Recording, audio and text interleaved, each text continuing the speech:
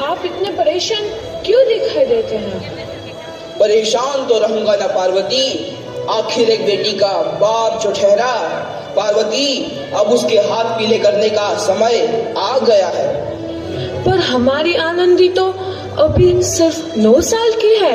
अभी तो उसके पढ़ने, लिखने और खेलने कूदने के दिन हैं। देख पार्वती, लड़कियां पराया धन होती है और जितना जल्दी इन्हें घर से विदा कर दे उतना अच्छा है। कल से आनंद की पढ़ाई लिखाई बंद। पर बापू, इसमें मेरी क्या गलती है? आप मुझे पढ़ाई करने क्यों नहीं देते?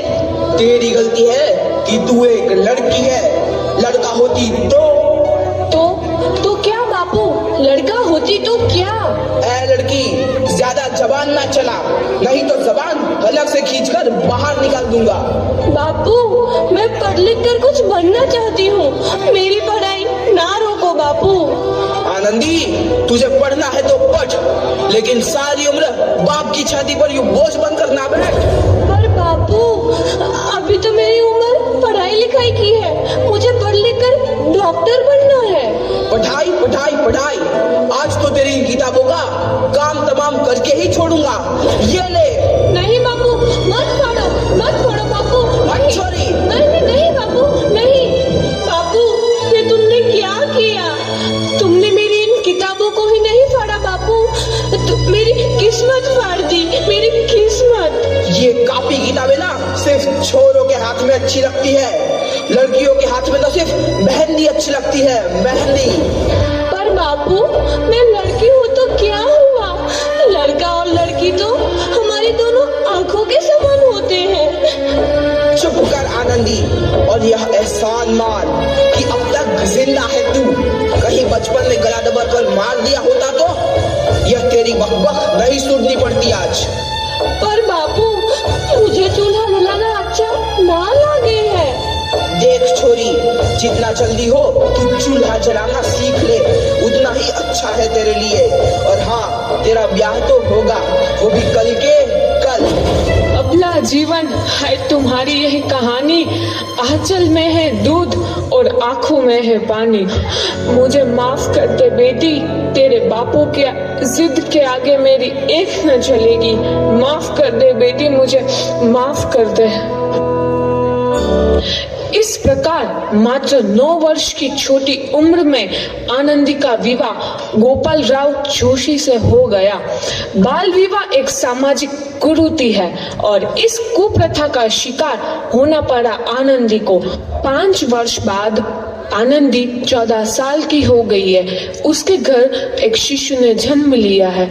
देखते हैं आगे क्या हुआ। देखिए ना, इसे क्या हो गया है? इसका माथा तो अंगार की तरह तप रहा है। इसे तो बहुत तेज बुखार है। आप बिना कुछ भी बोलते हैं, दीजिए मुझे। माधव, जल्दी से वैद्य जी को बुला के लाओ। जी, अभी बुला के लाता हूँ। ये तुम क्या कर रही हो आनंदी? भगवान की विभूति लगा रही हूँ। बस करो आनंदी, ये सब अंधविश्वास है। अरे आप यकीन तो कीजिए, भगवान की कृपा से इसका माथा ठंडा हो रहा है और बुखार भी उतर गया है ना बाबू? देखिए, दीजिए मुझे। उठो बाबू, आंखें खोलो, तुम्हें तुम्हारी माँ बुला रही है। आंखें खोलो, देखिए ना इसे क्या हो गया है। आंखें भी नहीं खोल रहा। आंखें खोलो बेटा। आप चुप क्यों है? आंखें खोलो बेटा, आंखें खोलो। आनंदी, हमारा बेटा कभी आंखें नहीं खोलेगा। नहीं, ऐसा नहीं हो सकता।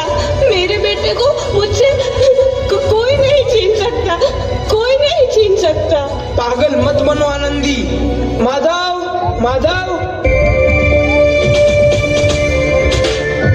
आनंदी, बंद करो ये पागलपन। भगवान ने मेरा बच्चा छीन लिया। भगवान ने नहीं, तुम्हारी अशिक्षा और अंधविश्वास ने तुम्हारा बच्चा छीना है। अगर तुम पढ़ी लिखी होती तो आज हमारा शिशु जीवित होता। तुम अनपढ़ थी आनंदी, अनपढ़। नहीं, अब मैं अनपढ़ नहीं रहूंगी। नहीं रहूंगी मैं अनपढ़। मैं पढ़ूंगी ताकि कल किसी और आनंदी को इलाज के अभाव में अपना बच्चा ना खोना पड़े।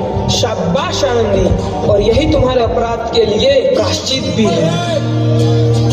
जब से बिखर तू है नदी।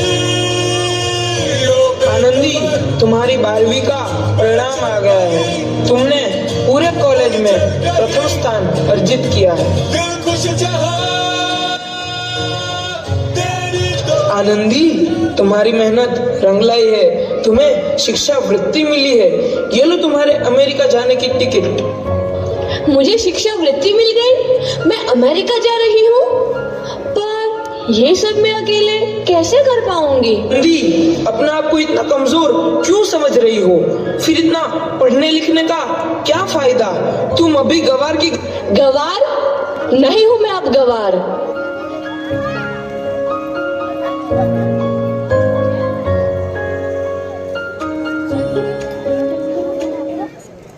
तो इस प्रकार 7 अप्रैल 1883 को आनंदी अमेरिका के पेंसिल्वेनिया के लिए रवाना हुई और 3 साल बाद उन्होंने डॉक्टर ऑफ मेडिसिन की उपाधि प्राप्त कर ली। इधर आनंदी के पिता की तबीयत बहुत खराब है। आगे क्या होता है देखते हैं। लगता है अब मेरे जाने का समय आ चुका है। अब मैं नहीं बचूंगा। ऐसा मत बोलो। शहर के सिटी हॉस्पिटल में अमेरिका से डिग्री लेकर कोई बड़ा डॉक्टर आया है। एक बार वहां चलकर दिखा लेते हैं। हाँ, सही बोला भैया। कम से कम दिल को तसल्ली तो मिल जाएगी। हाँ हाँ, चलो चलो जल्दी हॉस्पिटल चलते हैं।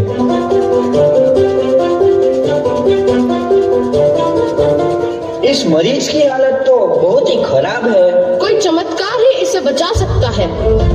ऐसा मत बोलो भाई। डॉक्टर साहब कब तक आ जाएंगे? लो आ गई डॉक्टर मैडम। डॉक्टर मैडम जल्दी देखिए, मरीज की हालत बहुत ही खराब है।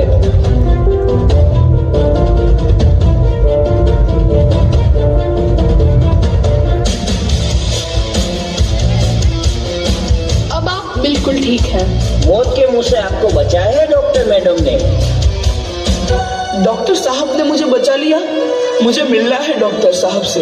डॉक्टर साहब नहीं, डॉक्टर मैडम बोलो। डॉक्टर मैडम, उन्होंने ही तुम्हें जीवन दान दिया है। लो आ गई डॉक्टर मैडम, मिल लो उनसे। डॉक्टर मैडम, आपका बहुत बहुत धन्यवाद। आपने मेरी जान बचाई। इसके बदले में मैं गरीब भला आपको क्या दे सकता हूँ? वचन चाहिए मुझे कि कभी ये नहीं कहोगे कि लड़कियां कुछ नहीं कर सकती। वचन? ये कैसा वचन? अरे श्यामलाल, तुमने पहचाना नहीं? तुम्हारी बेटी आनंदी। आनंदी? मेरी बेटी आनंदी डॉक्टर? हाँ बापू, वही आनंदी जिसके लिए बचपन में तूने चूल्हा और दुल्हा के अलावा कुछ नहीं सोचा था। आनंदी, आनंदी मेरी बेटी, मुझे माफ कर दे। मैं तेरा गुनहगार हूँ बेटी। नहीं नहीं बापू, वही आनंदी जिसके हाथ पीले करके तुम उसकी सारी जिंदगी काला कर देना चाहते थे। माफ कर दे मुझे मेरी बच्ची, माफ कर दे। मैं तेरा अपराधी हूँ मेरी बच्ची, माफ कर दे। नहीं बापू, मैंने तो तेरा एहसान चुकाया है। याद है ना अपना एहसान जो बचपन में तुमने मुझ पर किया था? ताने सुना सुना कर जीते जी मार डाला था मुझको। अब बोल, और किस किस को मारेगा? आनंदी बेटी, मुझे माफ कर दे मेरी बच्ची। मैं तेरा गुनहगार हूँ। बापू, आपने ही तो बोला था किताबें सिर्फ बेटों के हाथ में अच्छी लगती है, बेटियों के हाथ में तो सिर्फ मेहंदी। बेटों और बेटियों में फर्क करना तो आंखों में फर्क करने समान है। एक का पढ़ना और दूसरे का ना पढ़ना सामाजिक अंधकार है बापू, सामाजिक अंधकार। उपकार मांगता हूँ मैं तुझ जैसी बेटी का, जिसने सारी उम्र मुझसे कुछ ना मांगा तो सिर्फ बराबरी का दर्जा। वरना सच तो यह है कि मैं तेरी माफी के लायक भी ना हूँ। मुझ जैसा बाप तेरी बराबरी कर सके उसके मैं लायक भी ना हूँ मेरी बेटी, मैं लायक भी ना हूँ। अपने बापू को क्या माफ नहीं करोगी आनंदी? माफ कर दो आनंदी, माफ कर दो। सुबह का भूला यदि शाम को घर लौट आए तो उसे भूला नहीं कहते। बापू। तो इस प्रकार आनंदीबाई जोशी ने अपनी मेहनत और अटूट इरादे से न केवल भारत की पहली महिला डॉक्टर बनी, बल्कि आगे चल के उन लड़कियों के लिए सुनहरा रास्ता दिखा गई जो जीवन में कुछ करना चाहती थी।